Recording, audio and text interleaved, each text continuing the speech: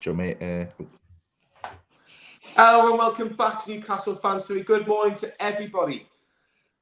And very good morning to Matt. It is the news that we've kind of all been expecting since last Thursday, and that has Steve Bruce has left his position as Newcastle United's head coach. There's conflicting reports whether he's been sacked or it's mutual, but the bottom line is, Matt, he's no longer in charge of Newcastle United. Just your reaction on that news.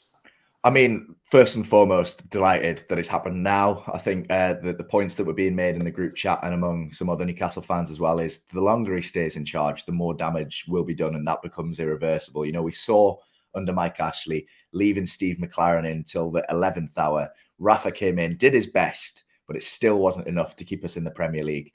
So acting now, you know, they've given Bruce his 1,000th game in charge. They've given him an opportunity to say, look, this is who I am. This is the football I want to play. Give me a chance. It didn't pay off on Sunday against Spurs. And now they've parted ways, like you say, allegedly mutual consent. So both parties agreeing to a fee, an undisclosed fee for Bruce to leave the club, with Graeme Jones taking temporary charge. So the statement says they are looking for a new manager. The hunt for a manager is on. But Graeme Jones will take charge on Saturday. But yeah, overall, buzzing with it. Yeah, very much so. And look, we'll go into Saturday and who potentially will be the next Newcastle United manager in the long term. But just going back onto Steve Bruce briefly, Matt, why was it not done 10 days ago? Why was it not done before the Spurs game? And I'm not going to say it soured the occasion on Sunday, but it was like the elephant in the room, wasn't it? Yeah, I think I can kind of understand why he wasn't, because whilst it would please the majority of the fan base, I can understand that the owners didn't want to come in and take a sledgehammer to everything straight away. You know, they've made statements that this is going to be a slow process. This is going to be a building process at Newcastle United, and coming in and sacking the manager within a few days of ownership, regardless of who that manager is and how they've done, it's not really the best signal of intent. If you're just going to dismantle things without having plans in place to rebuild them up. So they've clearly come into the club. They've taken a week, a few days to assess what needs to happen at the club and when, prioritize certain things. And the manager, clearly, they've seen the opportunity is now. You know, if they'd sacked him as soon as they came in before that Spurs game, they wouldn't have had a new manager lined up to come in, a new sporting director. They don't have those fundamentals in place. They want to take the time and make sure they get it right. Because if they sacked him straight away and they employed a dud and that backfired on them, that's the worst possible start they could have hoped for. So they're slow, they're approached, and they're considered. But at the end of the day, it's the same end result. You know, it's 3 points down the drain against Spurs. Yes, would a new manager have changed that potentially? But we can just be happy that it has happened now. 100%. 97 games, Steve Bruce was in charge for Newcastle United, just 3 shy of 100. 28% win rates and 23 wins in the Premier League. No wins this season so far. And you have to just say it was a matter of time. The win percentage would have been even lower if we didn't include these cup competition games, because he obviously did well in the League Cup last year, did well in the FA Cup in his first season, took Newcastle to 2 quarterfinals, which we haven't really seen much on the balance. You think, well, that's not too bad, but the football, Matt, has been shocking. It's been dire. There is just no imagination in games, and it really has been poor for the last, let's just say, nearly 12 months. Well, even longer than that, I think. But yeah, it's that's what the general fan base outside of Newcastle fans don't understand. You know, they look at the results, they see, 12th place finish, 13th place finish. You know, you did that under Rafa. What are you complaining about? Well, it's not the finishes that we're complaining about. It's the manner in which we achieved them. You know, under Rafa, yes, we played defensive, boring football at times, but we ground out good results against good teams. And, you know, we didn't concede three goals against Spurs like that, or if we did, you know, we were putting up a fight at the other end. You know, we very rarely whimpered out against teams like we've done so many times against Bruce. You know, you mentioned a couple of quarterfinals there. I was doing a bit of research to jog my memory the other day, just in case he did get sacked. You know, quarterfinals of the FA Cup, we beat West Brom, fair enough, you know, the championship team. But before that, we drew with Oxford, beat them in the replay after extra time. And before that, we drew with Rochdale and then beat them in the replay. And, you know, fair enough, we got lost to Man City. You can't complain about that. But it was the easiest run, and we made a meal of it to get to the quarterfinals. It wasn't a breeze to get there, and we had dreams of getting to the semis, going to Wembley, and then we just bottled it against City. And the EFL Cup, which the quarterfinal again, we beat Morecambe, Newport, and Blackburn. Not exactly the highest caliber of teams for Steve Bruce to be taking on. And then we lost to Brentford. Admittedly, they're in the they've come into the Premier League now, but at the time, I'm on my own. But at the time, it was a shocking performance. It was a disappointing performance all around. And to get welcome back to get just from a message I was given to get knocked out by Brentford in the quarterfinal was a bit disappointing. So yeah, it was. While we did get to two quarterfinals in the cups, which is the furthest we've been in a few years, they weren't good cup runs. We got far, but we didn't play well to get there. And the Premier League finishes 12th and 13th. Whilst they're okay, we want to be doing better than that, admittedly. Fans outside the club say, oh, you're not a big club. You can't be thinking you want European football. But why not? We've been there in the past. Why can't we get there again? Exactly. And I'm just looking, obviously, I've got Sky Sports News in the background. It's kind of got a timeline of Bruce's reign as Newcastle United head coach. And I'm just looking at the game on Sunday and just some of the defending in particular, Matt. Yeah. This is a man that's won the Premier League with Manchester United as a centre-half. He did very, very well in his career as a player. But just defensively, that's the biggest thing. Defensively, he could not improve us. And I think his time was up a long time ago. You look at some of the big games over the years, over the last 2 years, where really we've been really poor. Like the Brighton game, home and away last season, the Sheffield United game at Bramall Lane, the Brentford game in the Cup where we bottled it. We really did. And now we've got that hope now with this new ownership. They'll want their new man. And look, the bookies don't normally get it wrong. And Sky Sports, Keith Downey and Pete Graves have already mentioned today of who they think potentially is interested, and that is Paulo Fonseca, the former Shakhtar Donetsk manager and Roma manager. He really is the bookies' favourite at the minute. It's kind of changed in the last 24 hours. There's fight watchers and everything so far. Do you think Paulo Fonseca is going to be Newcastle's next manager, man? Well, like you say, the bookies very rarely get it wrong. So, I wouldn't be surprised to see that. Personally, I'd prefer Graham Potter if we're picking and choosing. But, Fonseca's got a decent record. And I saw one of my mates saying the other day that Fonseca doesn't know how to coach defensively. Because he just plays attacking football. So we'll see if that's true when he comes in, if we go backwards and concede more goals. But to be honest, any managerial choice is more exciting than Steve Bruce, unless it's Sam Allardyce or Roy Hodgson, the old classic British managers. Anyone will do. I'm happy with Graeme Jones taking charge for a game or two until that correct replacement is found.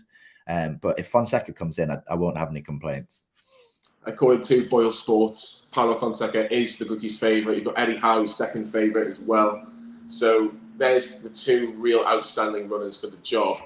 And I think Newcastle fans will be going, well, if Steve Bruce was going to be sacked, they're going to have a replacement ready-made.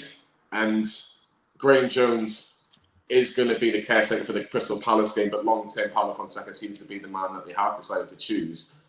And if that is the case, I think you mentioned before, Matt, they want to do things, this new hierarchy, in different ways. They don't want to just sack a manager and not have somebody at least nearly agreed.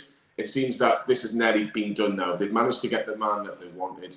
Steve Bruce has done the extra game for them against Spurs, but they've just realised that they can't have this much longer. The animosity towards him, look, some of it hasn't been great. And as a Newcastle fan, sometimes I do think it goes a little bit over the top.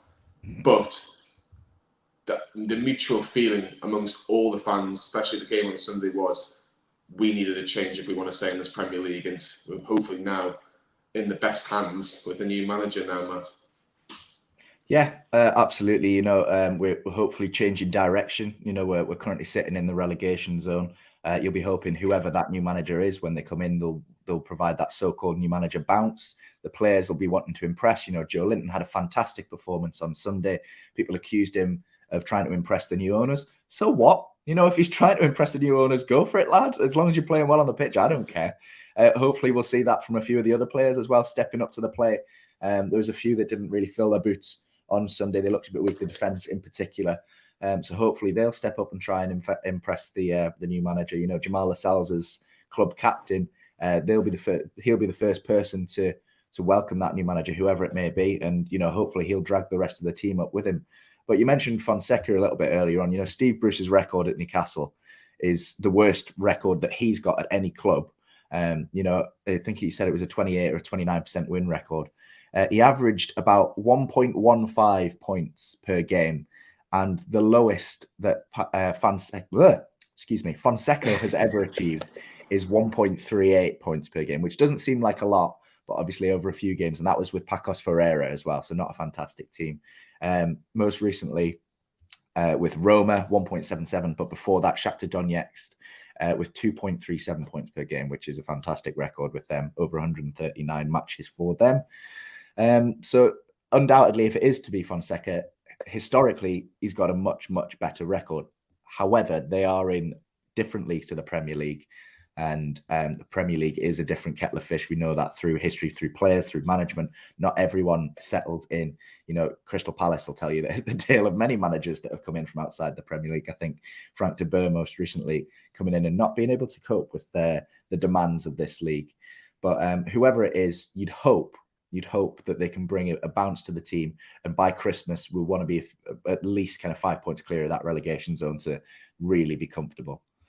It's a huge job, Matt. It's a huge job. And we'll get the statement of Newcastle United very, very shortly, but it's a huge, huge job for this football club.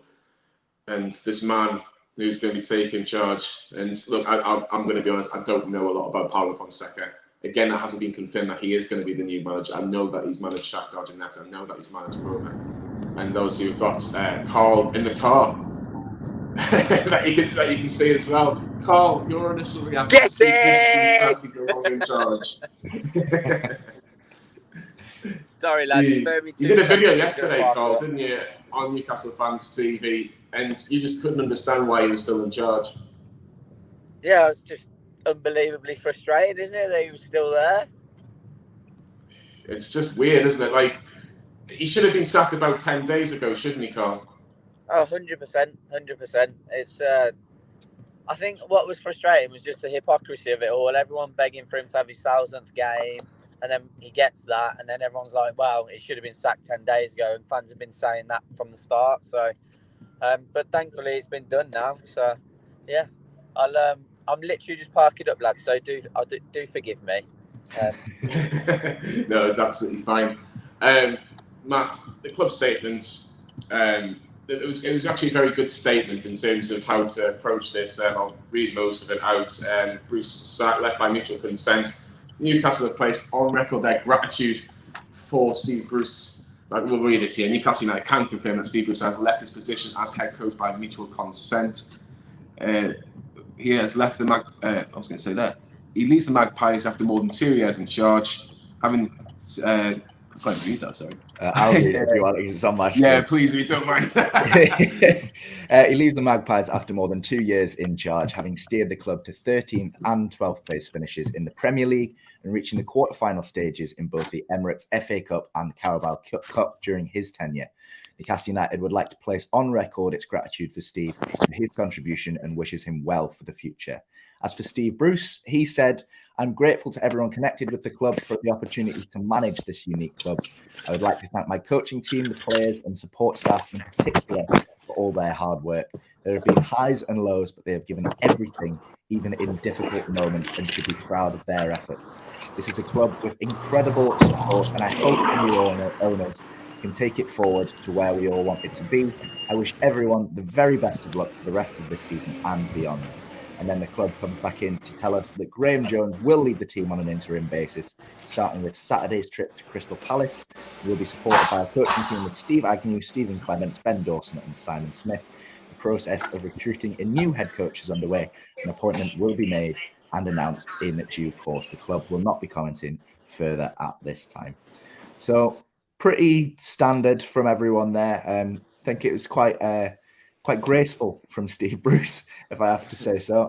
He could have chucked his toys out the pram. I mean, he won't do in the official statement. He may be on Sky Sports in a couple of weeks, mouthing off. But he's left not quite with his head held high. But I think he'll think that he's done well enough in his time here. And while we all will criticise him, he's done what he's been asked of him in keeping us in the league. So we can only say thank you for that and wish him well in the future. However we are, well, personally, speak for myself, I am glad to see the back of him at this moment in time. I think the first year, I think the first year he did a good job under the circumstances. Rafa leaving, everyone was absolutely distraught that Rafa didn't sign a new contract because obviously Mike Ashley and Lee Charnley just didn't want to improve this football club, and they brought in Steve Bruce. And obviously, it was not the most popular choice in the world. There was so many different names, and it just kind of came out of the question that Steve Bruce was going to be the new head coach of Newcastle United. But that first year, he got to an FA Cup quarter final. He would argue if COVID wasn't there, a full St James's Park against Manchester City. It doesn't guarantee a win, but it gives them a slightly better chance. 13th in the league. Considering that a lot of people thought Newcastle were going to get relegated, some notable wins against Manchester United and Chelsea. That first season, on balance, fine, under the circumstances. But could he take us further? And he had money to spend. Callum Wilson, Jamal Lewis, Ryan Fraser. Only Wilson's been a success out of them. So it's since really, I would say, I think last 12 months, or maybe just above the last 12 months, it has been really poor. And there has to be a breaking point. And look, I'll put it to you, Carl. Do you think if these new owners didn't come in, do you think that Steve Bruce would still be managing now? Unless we're having a new change of ownership, like we have done, sorry. Well, if there wasn't a change of ownership, do I think he'd still be in? Yeah. Yeah, I do. So I just think Mike Ashley wasn't ready to pay the compensation, and he always seems to reward loyalty. I just think had that not have gone through, then I think he would have been. I think we spoke about it before. He would have been here till probably January, for when that arbitration case would have gone ahead. And I think by then, judging on current form, it would have been far too late. Very much so. Look, in his Newcastle tenure, Steve Bruce, 28 wins, 28 draws and 41 defeats, so as many wins as draws. And look, he celebrated his 1,000th game on Sunday. 376 wins, 254 draws, 370 defeats. Look, I think there's a time and a place where you just go, maybe you're just not what we're looking for. 28% win percentage as Newcastle United manager in all competitions. Like I said before, Matt, previously, it would have been lower in the Premier League. Just from reading that statement before, Matt, two main comments. And the fact that he says that we've got fantastic support, but I don't think he was too pleasant towards the supporters. It was more towards the coaching and staff, the behind the team staff, the behind the backroom team staff, and the players. It wasn't really towards the fans. I think he lost his tether with the fans as well. Yeah, I think the press conferences that we saw, and the articles that were released, he was clearly feeling the heat. There is a lot of pressure that comes with this job. We're an intense fan base. We demand a lot of the team. Well, we demand a team that tries. We demand a manager that cares. So for him to come into this job and have not really faced that, I mean, you can argue that Sunderland was the closest thing you might have experienced to that beforehand. Ironic, yeah. And he's come in with the job with a lot of pressure. And you can't argue he was backed to the same extent that Rafa was beforehand, if not more.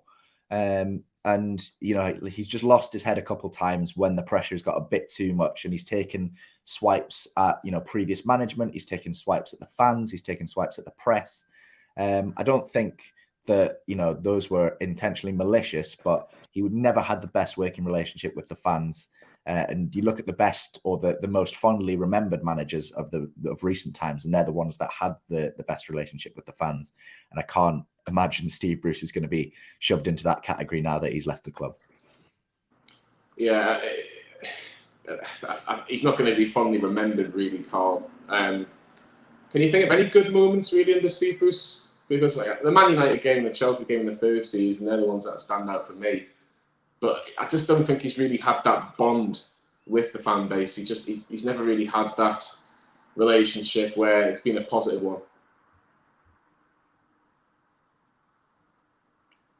Carl, we can't hear you.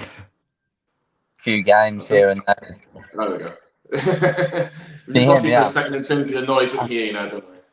So yeah, I don't know. I think there was like a couple of games when Joe Linton scored against Spurs, those sorts of things, but you know, nothing that sticks in my mind at all. I've hated every minute of it, to be honest. I really have. Obviously the back end of the season where we went on a decent run and Joe Willock was scoring every game, you know, that was quite positive. And I don't put that solely down to Graeme Jones as many people did. I think it was it was a mixture of a lot of things, but yeah, it's been pretty piss poor since he's been here, to be honest. Obviously, we all give him the benefit of the doubt, regardless of what everyone said with regards to his Sunderland affiliation. For the first season, we give him the benefit of the doubt. And then at the back end of last season, we finished where we finished. So for people to turn around and said that he's not been given a chance by us is rubbish, absolute rubbish. But there's been no progression. I mentioned it yesterday. You could literally pull a record from every club that he's been at, and it's almost identical in terms of wins and losses. The man wouldn't know progression if it hit him in the face. So, you know, it's I've hated every minute of it. I really have. Matt, there's the argument that Newcastle need a manager with Premier League experience to get them out of this mess.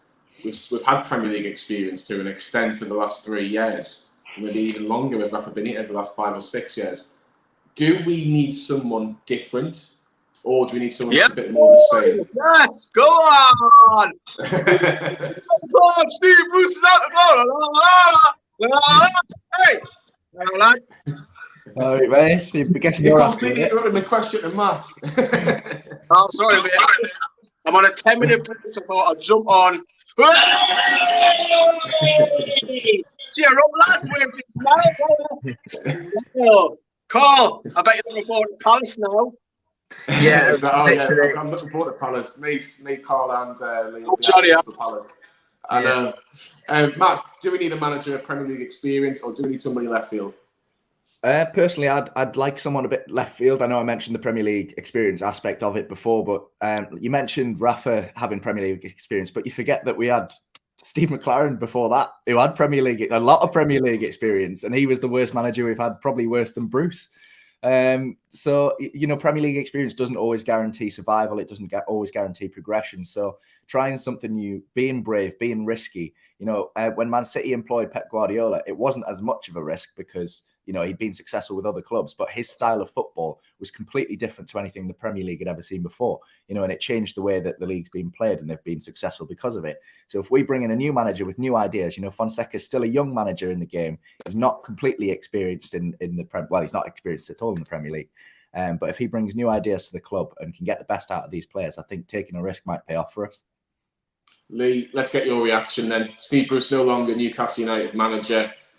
About time, some would say. Only 28 wins in charge of Newcastle United in all competitions. Something had to give. Buzzing, absolutely buzzing about it. It's now we can speculate who comes in now. Now we list all of these names because it's finally fucking happened. Oh, the amount of times each and every single one of us after a game, whether it's inside the ground or it's a live reaction, the amount of times that we've twisted on that the football's awful, it's negative, it's horrible. I just want to say now a better caliber football going forward. I know it's been slightly better going forward, but it's kind of flipped this season where defence has gone the other way. So yeah, I'm looking forward. Even if it is Graeme Jones for a week or two, it can't be any worse than Steve Bruce. 0 wins from 9 games in league and cup. So absolutely delighted, absolutely buzzing about it. The best news, we're waiting for the takeover. That was the best news. And then we were waiting for this one to happen because we thought, oh, it'll be a day or two later. But 10, 11 days later, he's finally gone. We should all be happy. We shouldn't feel down for him. He's a rich man. The question is, I haven't seen it because I've been away. Has his coaching staff gone as well? No, so you've still got Steve Agnew, Stephen Clements are still in charge, along with, Graeme Jones will be the man in charge, but they will be his assistants. this Should all weekend. go. It should all go except from Graeme Jones. Every single one of them, get rid of them. Everybody who has the first name Steve, he's gone. Except from Harper. Harper's the exception. Carl, do you agree with that? Do you think that Agnew and Clemens should have gone as well? Yeah, I appreciate what Lee's saying. I'd get rid of Graeme Jones as well. Like I've made it clear I'm not a massive fan of his. I think he's been shielded by Steve Bruce, to be honest. And like for him, I do worry about him taking the reins. How long it's going to be before? Because people say it's a lazy argument, but he was absolutely horrendous at Luton. And I know that he's a very good coach, but managing the side is very different. So I'm worried. I'm not going to lie, but it's the lesser of two evils. So, but yeah, I'd rather a clean sweep, getting rid of everyone. Lee, who do you want as the new manager of Newcastle United? If it was up to you, but Boyle Sports, they believe that the favourite is Paulo Fonseca. Does that be somebody who excites you? Not massively. You go to Ukraine. If it's ever Dynamo Kiev or Shakhtar, you're meant to win the league anyway. So that doesn't really impress. That's like going to the Scottish League, Celtic or Rangers. Done all right at Roma. Porto, you would expect them to win things. So I would like to say someone with Premier League experience. I said it on the overlap. Someone like a Brendan Rodgers. We've got all the money. We've had Premier League experience, haven't we, Lee? Say again? We've had Premier League experience. No, but however, we've had like Joe Kinney and Steve McLaren doing the years. However, now we've got new ownership. Brendan Rodgers, would he come? I don't know, probably not. A sensible appointment for me would be Eddie Howe. That's because he's free. He's got Premier League. But if you want to go abroad, I'm not against Fonseca, but he's probably a little bit down my pecking order. But I'm going to shoot off. Someone kicks me out because I don't want to end the stream. Someone kick us out, and I'll see you later on. See you later, mate. Carl, who's your first choice? Who would be your first choice? Are you looking down the Fonseca line of things, or are you looking at Eddie Howe or somebody different? Who would you like if it was up to you? So originally, it was kind of like an Eddie Howe, Steven Gerrard sort of ilk. But then when the likes of Favre and Fonseca are being touted, now I don't know too much about Fonseca, but I said to my brother, like, I quite like the idea of bringing in a foreign manager, just because the football is completely different, and I feel like there will be a lot more of a disciplinarian in the dressing room, which I think we need. I want someone who can play expansive football, but also not take shit in the dressing room, because I think with the group of players that we've got, you know, Bruce is gone, but we've got to look at the fact that there's a couple of leaks in that squad, and I don't want that to continue. With regards to whoever comes in charge, because that sort of mindset can just continue. And yeah, I want someone that's going to come in, plug all the holes, and put their their stamp on it. And I think I like the idea of Fonseca. I like the idea of bringing a foreign manager in personally. Now they've started to be touted quite seriously with it. Of course, Matt. The one thing that will be nice is that there's not going to be leaks every 5 seconds of training ground incidents with players and disagreements with the management and the coaching team. We might be able to see Ryan Fraser play on the wing at our central midfield. We might see the best maybe of a Sean Longstaff, who has been criticised with some performances under Steve Bruce. What we need someone now is to get someone that can develop the players that we've got for at least the next 10 weeks, because that's the hand that we've got dealt with. Who do you think can, in terms of the playing staff, can really get the best out of a new manager? Because I'm looking at the likes of Joe Willock, who we've not seen anything from really since he's been bought. Can we get the best out of him? Can we get saint-maximin, even more out of saint-maximin? He's done so well for us this season. Who do you think we can get more improvement out of? Well, I mean, ideally it has to be Jamal Lewis, really, as your number one. I know he's often overlooked, but we're desperately in need of a firing left back, with Richie struggling in the Spurs game and pretty much every game before that this season. We signed Lewis for 12, 13 million quid a couple seasons ago now, and he's been frozen out. Whether that's, we know, and we've said this on stream before, he wasn't the best when he did play, but he's still young, he's still inexperienced. And we need a manager that's going to be able to come in and get the best out of him, ease him into the first team and play players around him that are going to give him a bit of cover, give him a bit of responsibility so he can get into that first team and get some experience, because there is a player in there. We've seen that with a lot of people in our team. Joe Linton's one of them.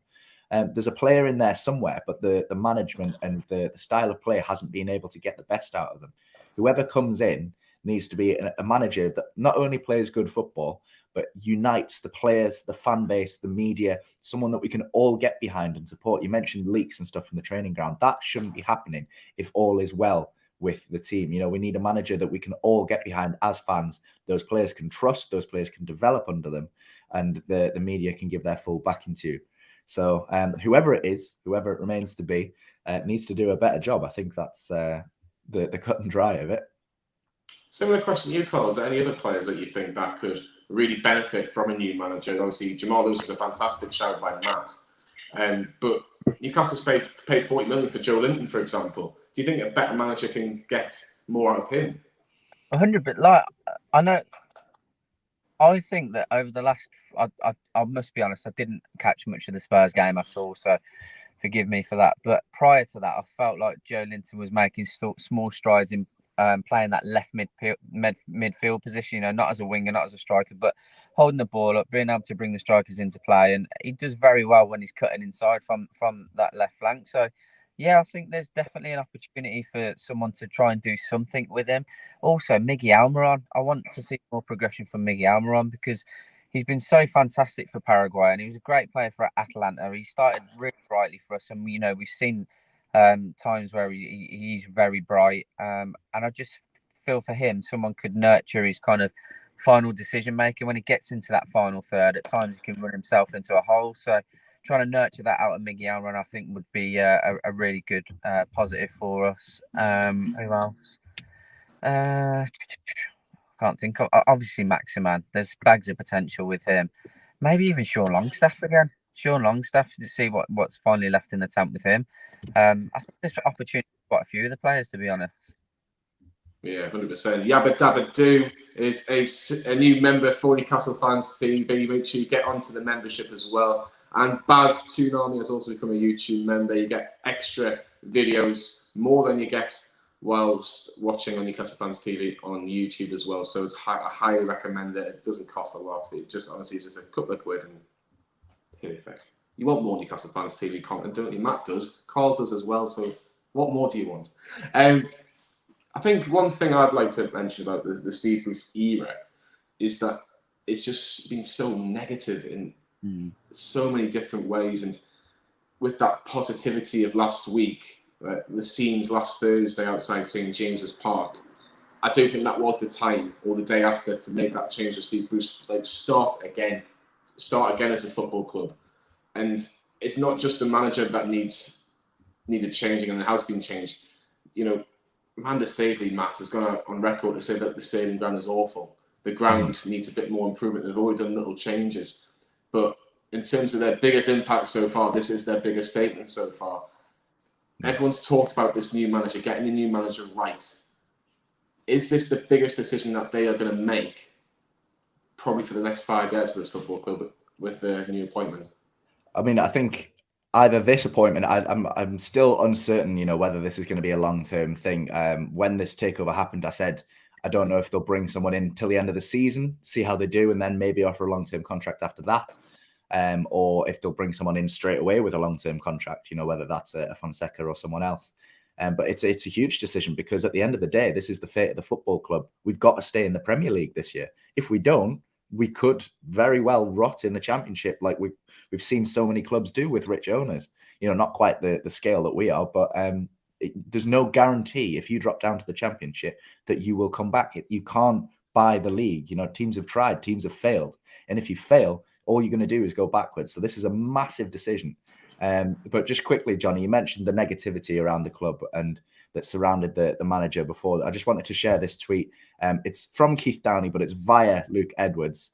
I wanted to share this in light of the mutual consent departure of Steve Bruce. So Steve Bruce spoke to Luke Edwards saying, it's been very, very tough to never really be wanted, to feel that people wanted me to fail, to read people constantly saying that I would fail, that I was useless, a fat waste of space, a tactically inept cabbage head or whatever from day one.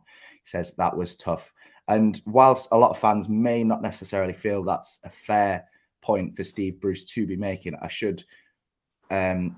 we should remember that Steve Bruce is a bloke at the end of the day. He's just one of us.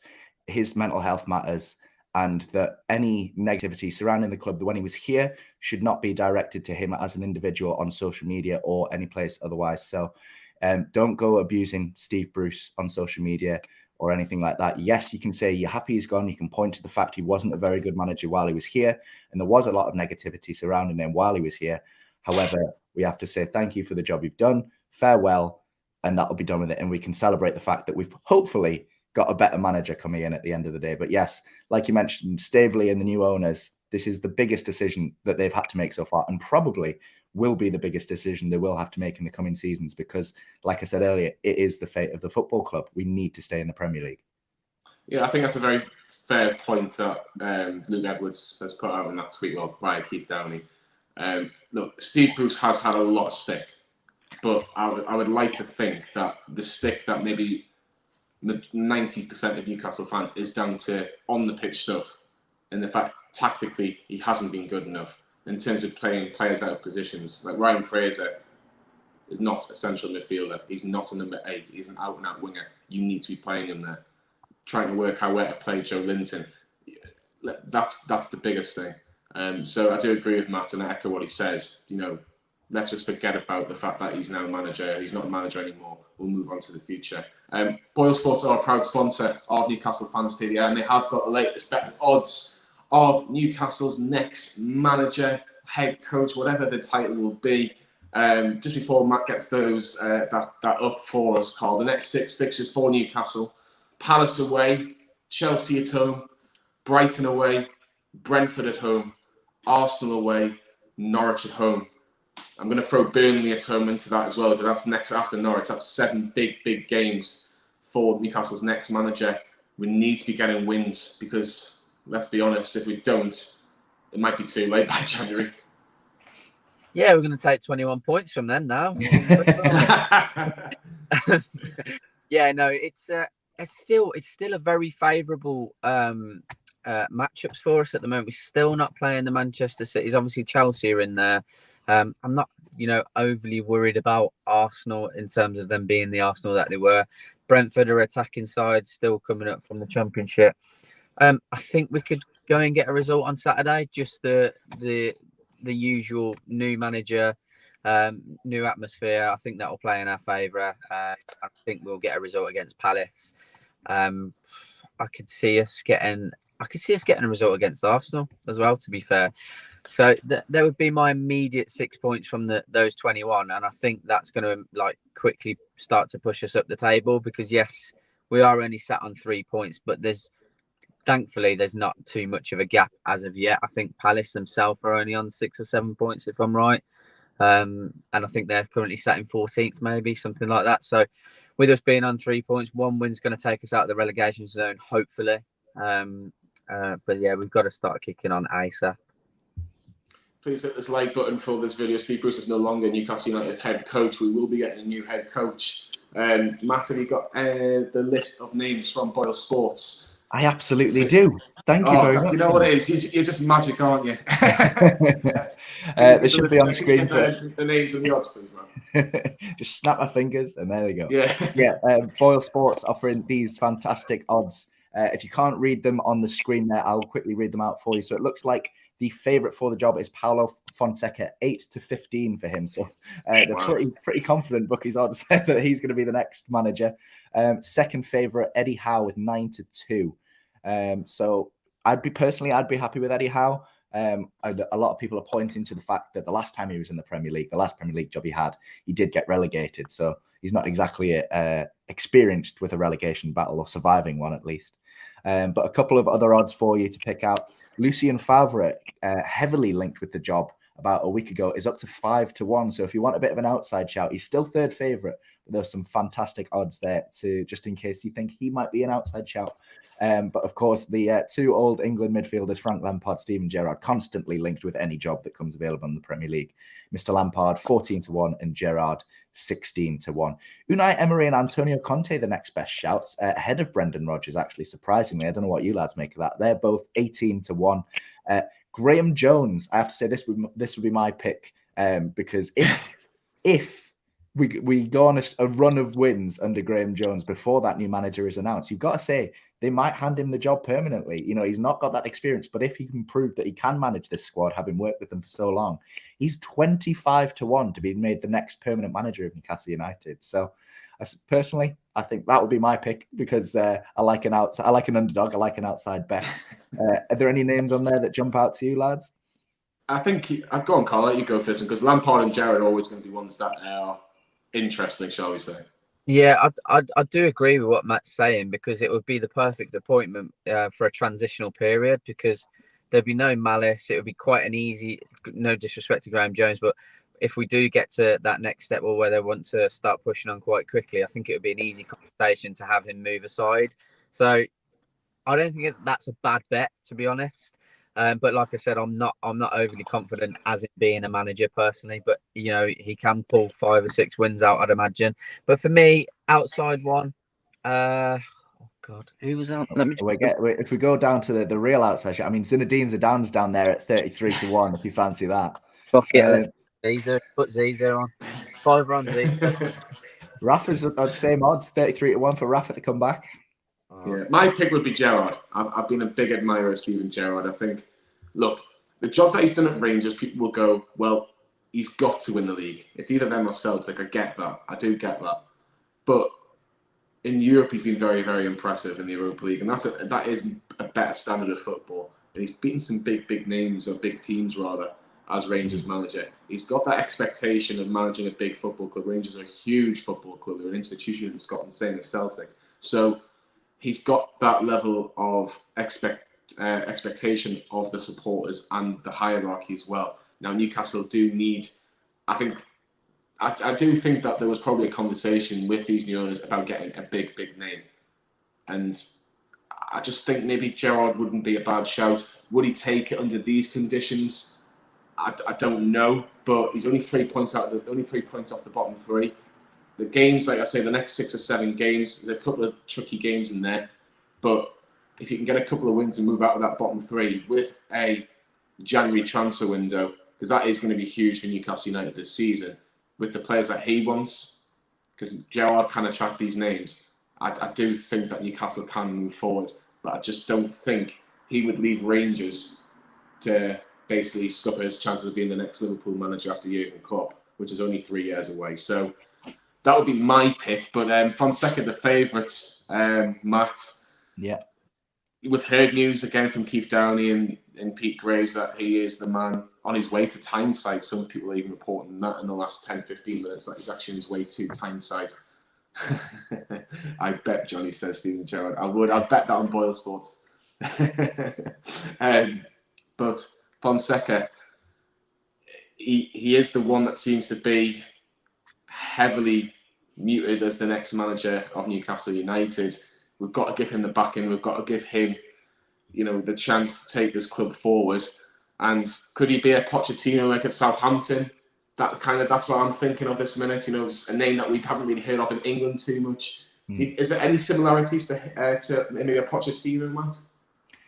I mean, you can draw a lot of similarities to some of the foreign managers that have come in, but do you compare them to someone like Pochettino who succeeded, or one of Watford's many managers who's just taken the club backwards? I'll be honest, Fonseca, in terms of his style of management, I'm not too familiar with.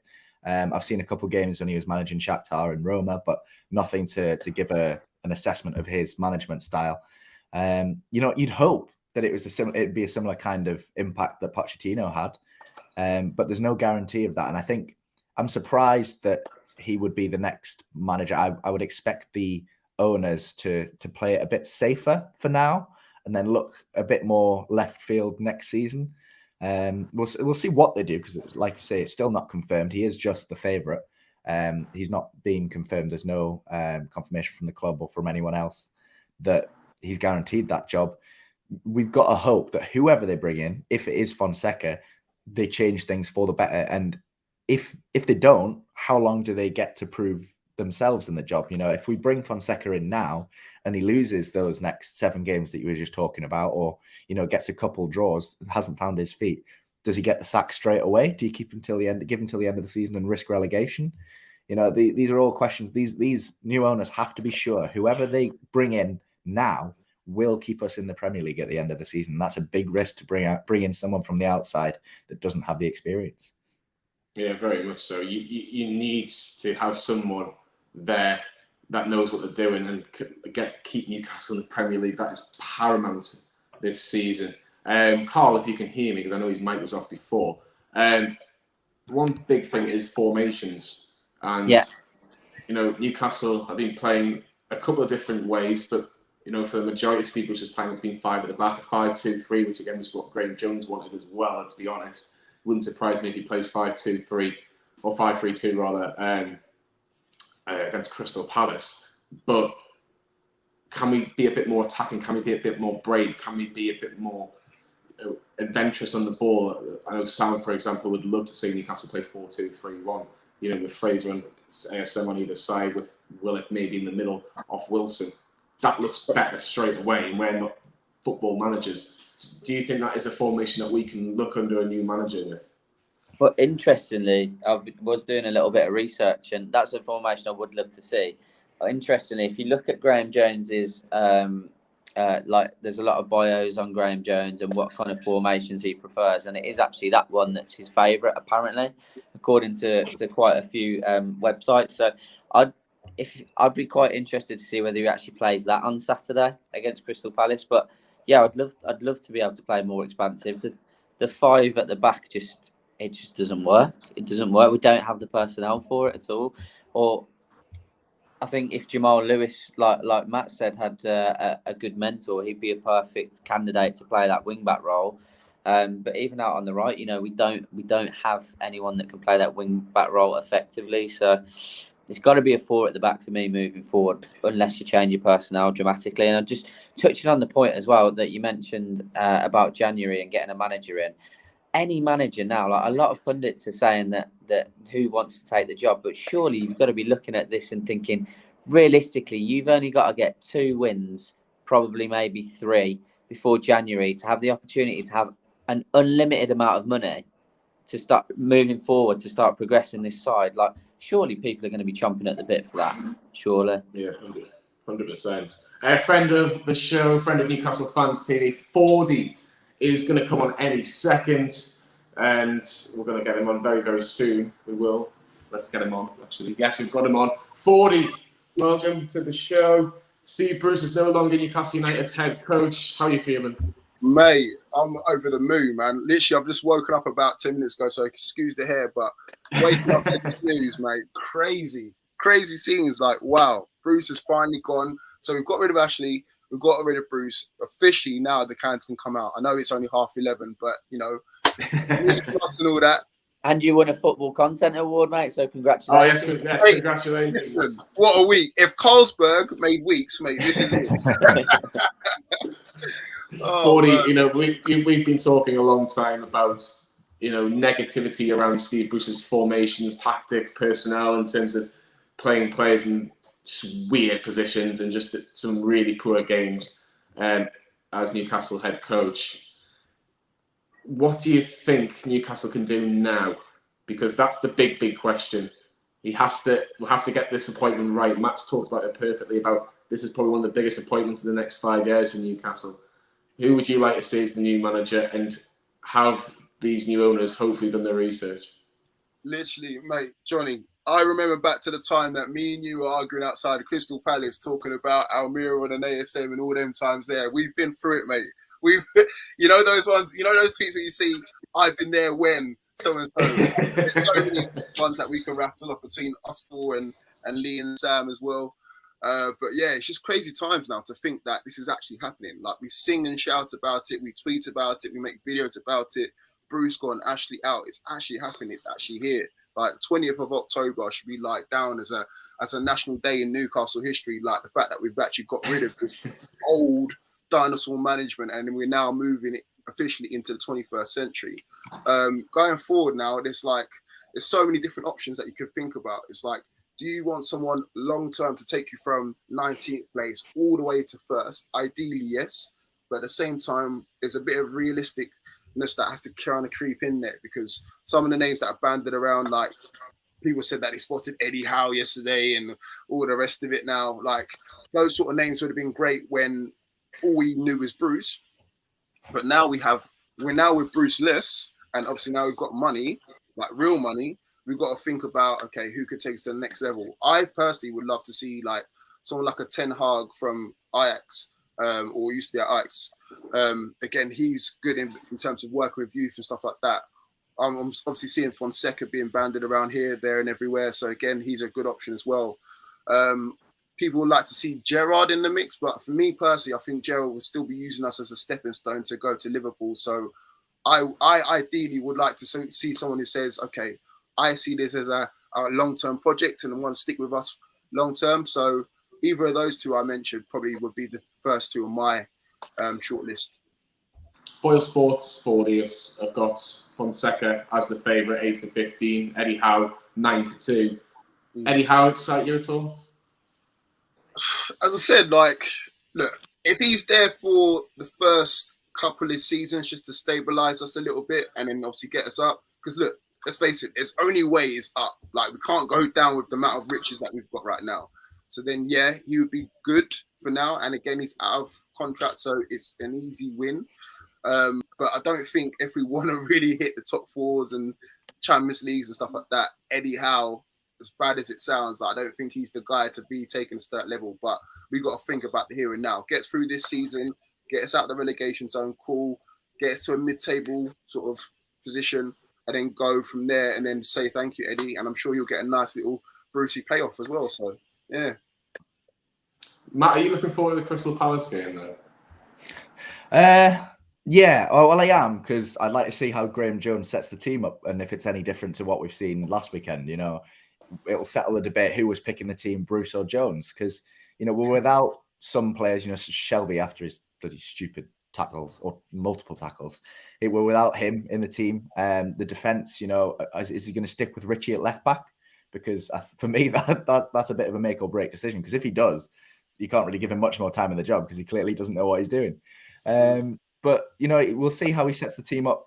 Because Crystal Palace, for me, you know, I made the bold shout at the very start of the season before we kicked the season off that Palace would be an outside shout for European football this year. They got a lot of talent in that team, made some fantastic signings in the summer.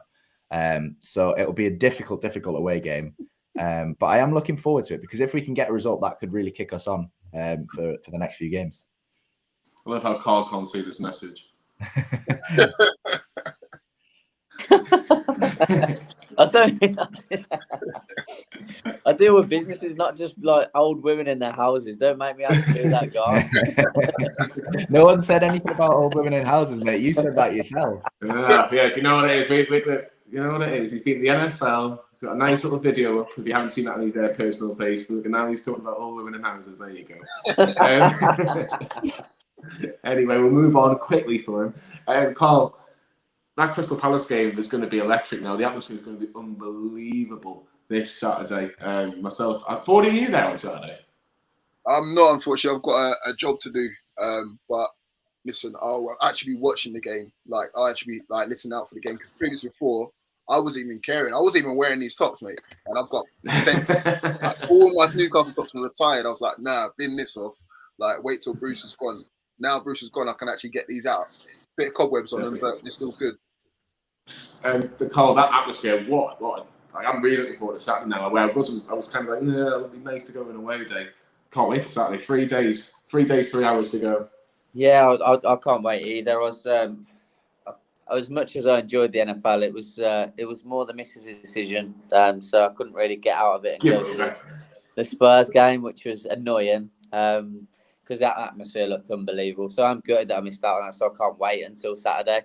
But yeah, I'm very much the same. I'm just very, very intrigued to see how Graeme Jones sets us up. And I'm just hoping it's that kind of 4-2-3-1 formation. 40, what formation do you think that Newcastle will come out with on Saturday, or are you looking into your mystic ball? I don't know, man. Look, it's all down to Jones, man. Like, in fact, speak to guys at Boyle Sports. What have they got Graeme Jones down as? Do you know what I mean? 20, was it 20-1, Matt? I think it's 25-1, but even more 25. Than that. You never know. You might have a new slogan. Give it Jonesy to the end of the season. You know. Listen, it's down to him at the end of the day. Like, we all knew he was the real gaffer in charge. You know, Bruce was just there. So, you know, as a little payoff to Mike Ashley. And whatever he decides to go with until Fonseca comes in or whoever, it doesn't really bother me now. Now, like, I'm probably more looking forward to like the Norwich game. I know that's like, what, 4 or 5 games to go, but these games here, it's still got the same players that we were playing with before, and they're part of the reason why we're in 19th position. So it's not going to be an easy one at all, especially against Vieira's Palace. Matt, an interesting question that I've just seen before was, do you think any of the coaching staff, i.e. not like the Agnews and the Clemences, but maybe like a Ben Dawson, Graeme Jones, do you think they will be involved in the next management team? Because it wouldn't surprise me if they kept Graeme Jones on, because of course he's better than Steve Bruce. Let's be honest, he's a better coach than Steve Bruce, and he knows the English game. And he has got a lot of experience, obviously, under Roberto Martinez in the Premier League with Everton and Wigan Athletic. But would it make sense to keep him with potentially Fonseca, for example? Yeah, no, I think we can kind of safely say that at the very least, Graeme Jones, if not more of the staff, will be here until the end of the season, regardless of who comes in as management. I think especially if it is a manager that comes in without the Premier League experience, without the experience in the English game, like you point out, if Fonseca comes in, if it is to be him, the favourite, comes in, he's not managed in the Premier League before. He doesn't know this group of players. He's going to have a crutch to take him through the first couple of games. You can't come in and overhaul the squad straight away. You're going to need to rely on your coaches and your coaching staff like Graeme Jones to get you in with, have a working relationship with that squad until the end of the season.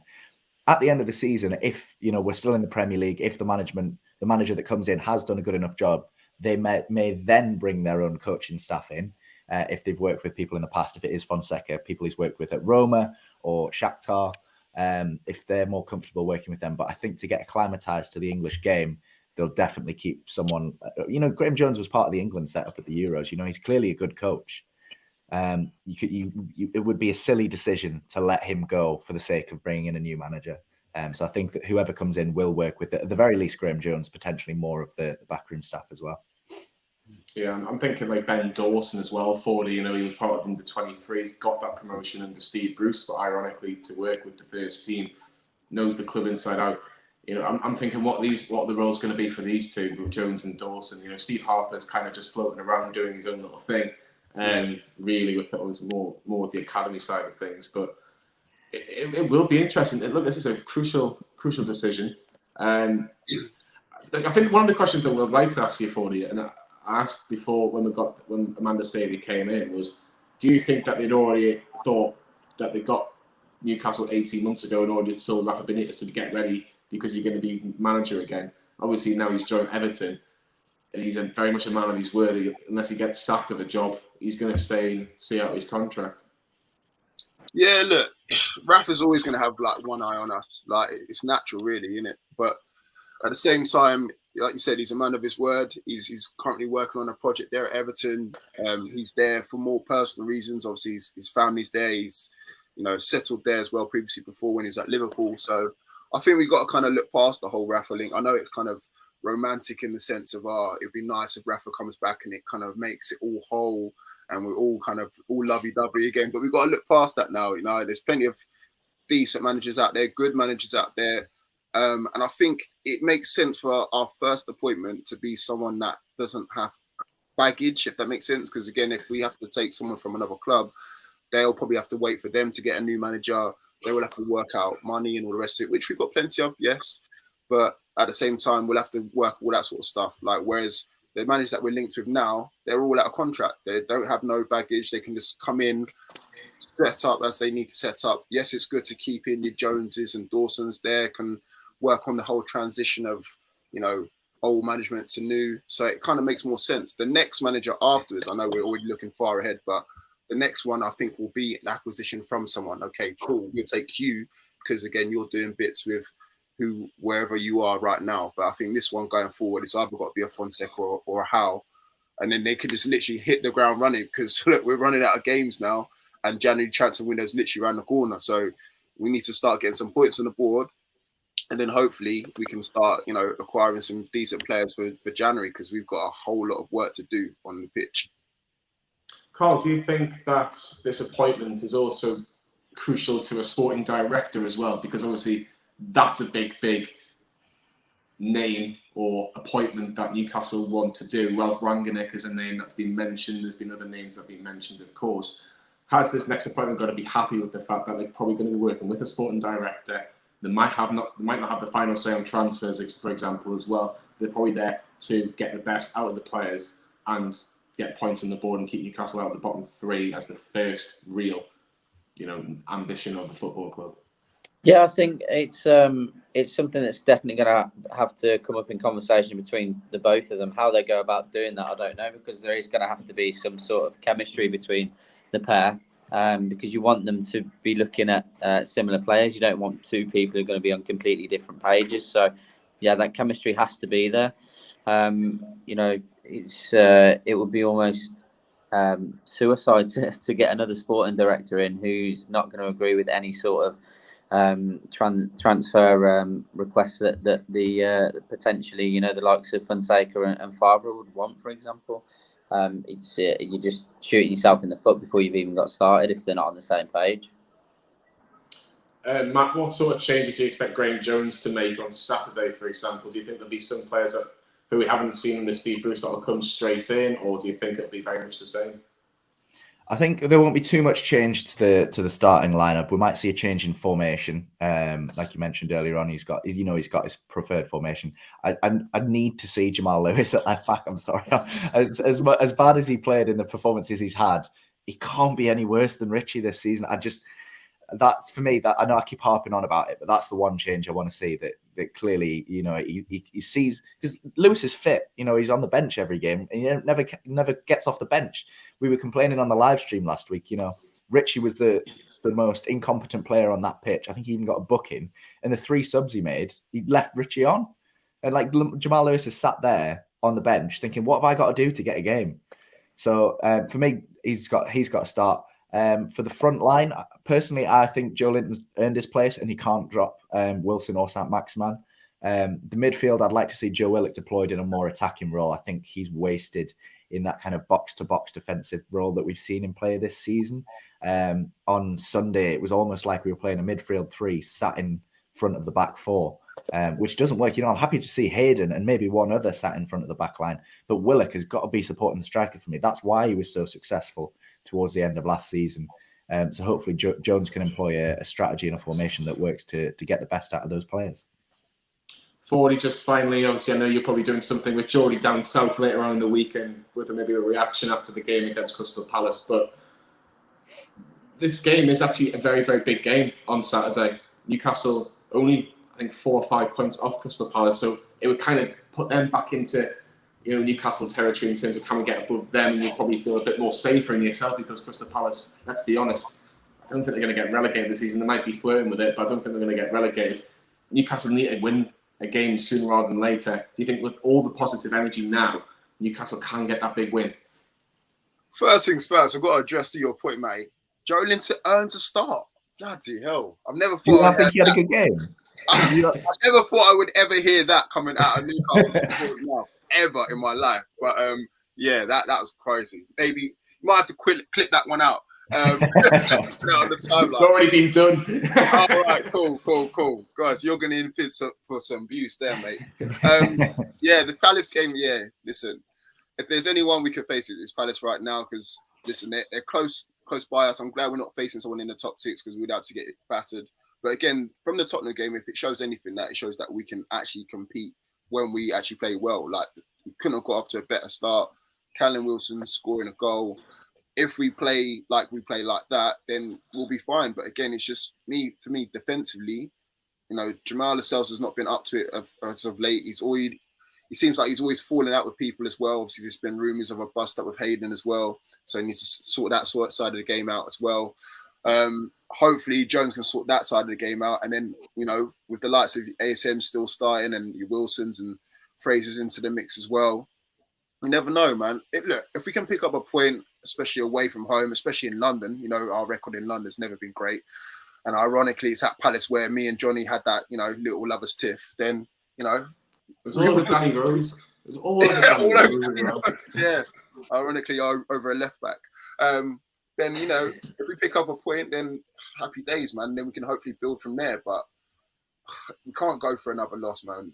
Listen, time's ticking. If Fonseca does come in, he's going to make his work even harder to go with. But again, we need to pick up a point on the road. We need to. Yeah, well, 40, thank you so much for coming along. Geordie's Down South, please give that a subscribe. Fantastic Newcastle content as well. So hopefully the Geordies Down South this weekend can get all 3 points, eh? Hey, there we go. Look at that fun, mate. Cheers, guys, man. Appreciate it, man. No worries, mate. All the best. Look after yourself, mate. See you in a bit. See you in a bit. Carl, I can see Keith Downey on the screen, actually, just to the right of me, outside the training ground, which looks absolutely lovely. Do you think that they've known about Bruce for long in terms of the actual sacking? Because everyone knows that it was imminent for a while, but do you think they've known the news for more than 24 hours, do you think? Well, I think we might have known it for more than 24 hours, like with what was put in the group last night. But yeah, I think 100%. I think that tweet from Pete Graves as well might have had something to do with that. Obviously, deleting it very, very quickly. Yeah. I think that was the reason that the guys weren't in training yesterday, and they made that decision without the players being in and around. So probably give them time to say goodbyes and things like that, maybe. Yeah, I think it was probably made yesterday afternoon, mate. Yeah, I think you're probably right. I think that's probably when that decision was made. And look, it seems, let's be honest, I think they've done it quite well, these new owners, in terms of actually very nice statements. It looks like I say, a lot of people say it's mutual, which is what a cool statement says. It might have been, look, we'll pay it off. You can go now. He's probably thinking, well, do you know what? I want to go as well. I've had enough as well. So probably works for everybody. I think this is where we're going to end the stream this morning. It's been a mental morning, but it's just typical Newcastle United. Again, go to Boyle Sports. They've got all the latest in terms of the betting for the next manager. At the minute, as Matt rightly put out before, Paulo Fonseca is the favourite. Will he be the next Newcastle United head coach? Matt thinks it's going to be me because he's pointing at me. He thinks I'm going to be the next Newcastle United head coach. I'm too committed to Newcastle Fans TV, and I couldn't have that conversation with Lee Law. He'd be asking for far too much money. But yeah, it's been absolutely brilliant having everybody's comments on. And yeah, if you can smash that like button, subscribe to Newcastle Fans TV. We're not a million miles away from 30,000 subscribers. 30,000. I remember when me and Carl won the Burnley game, trying to get 25,000. So just a long time ago. And we've also got a Greenwood and Mulner show tonight on NFTV Extra. The former under-23 captain Owen Bailey talks about his spell at Newcastle United. He beat Sunderland 5-0 at St James's Park. The under-23s won on Monday night, and the vlog and the match reaction is also on Newcastle Fans TV and Newcastle Fans TV Extra. And we've actually just got a confirmed guest for the Greenwood and Mulner show with a former Newcastle United player, which hopefully will be out next week as well. So keep your eyes out for that. Big thanks to Matt doing everything behind the scenes, getting all Boyle Sports club statements. You know what? It's been absolutely brilliant to have you on, Matt. Appreciate it, mate. I'm buzzing for the next generation of Newcastle United. Come on! Carl, a pleasure as always. You get back to talking to whoever you talk to. Thank you very leave much. It at that. I look forward. I'll see Carl on Saturday. Matt, I'll see you whenever. But from everybody from Newcastle Fans TV, thank you very much for watching. Like and subscribe, as we've mentioned, and we'll see you all very soon.